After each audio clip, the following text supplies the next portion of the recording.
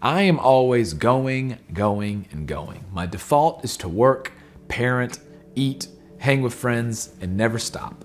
But when I fail to slow down, what happens is I begin to operate out of a depleted state. And when I operate out of a depleted state, I'm a shell of who God created me to be. Anxiety starts to win battles in my mind. I'm more irritable towards my wife. Little things that aren't that big of a deal set me off. I'm less creative and have more of a difficult time writing sermons. I feel disoriented. My default is just to go, but Jesus modeled for me and for you a different way. Over and over and over again throughout the Gospels, Jesus gets away, gets alone to rest and pray. And in Matthew chapter 14, Jesus performs one of the most famous miracles, feeding thousands of people with 5 loaves of bread and 2 fish. And right after this miracle, Jesus sends his disciples away in a boat to cross the lake. And Matthew tells us that Jesus goes up on a mountainside by himself to pray. After emptying his cup by performing this incredible miracle, he goes to spend time with the Father to replenish and to refill.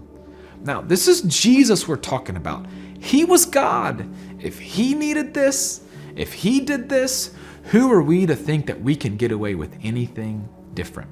So I want to share with you a little of what those moments of rest look like for me.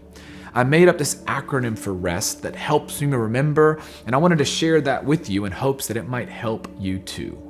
REST. Release the toxic, eliminate distractions, seek solitude, and take your time. Rest. Release the toxic. We carry around toxic emotions and unhealthy thinking into every day. By way of renewing our minds to truth, we have to release the toxic. I want you to practice breathing. Literally, allow yourself to feel the breath going in and out of your lungs as you sit in silence with your Heavenly Father. And as you do, I want you to imagine yourself literally letting go of the striving. Imagine yourself releasing the fear. Imagine yourself taking the anger and throwing it out of your mind, releasing the pride, the insecurity. And as you release the toxic, ask your Heavenly Father to replace the toxic with truth. Eliminate distractions. Disconnect to reconnect. Put your phone away, or at least switch it to do not disturb. Put your laptop away. Turn the TV off. It's really difficult to hear God speak to your heart and have Jesus replenish your soul if you're distracted. Seek solitude. My parents of little ones are immediately thinking, yeah, right. I get it. I've got a 3-year-old and a 1.5-year-old and one on the way. It's hard, but it's not impossible.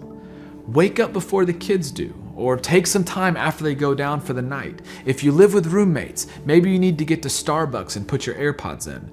Maybe you need to get out and go on a walk around the neighborhood. Get alone so that you're not worried about any other human, and create space for Jesus to speak to your heart. Write down what you hear, what you're thinking, and what you're feeling, and then take your time. And this one is huge. Don't rush. Don't let your soul be in a hurry to get through this. It defeats the whole purpose. Find time in your day and week to carve out 15, 30 minutes, an hour if you can, wherever you can, to take your time to pray. Read the scriptures and let God replenish your soul. REST. Rest. Release the toxic. Eliminate distractions. Seek solitude. And take your time. It's what I try and do. And maybe you can give it a shot this week.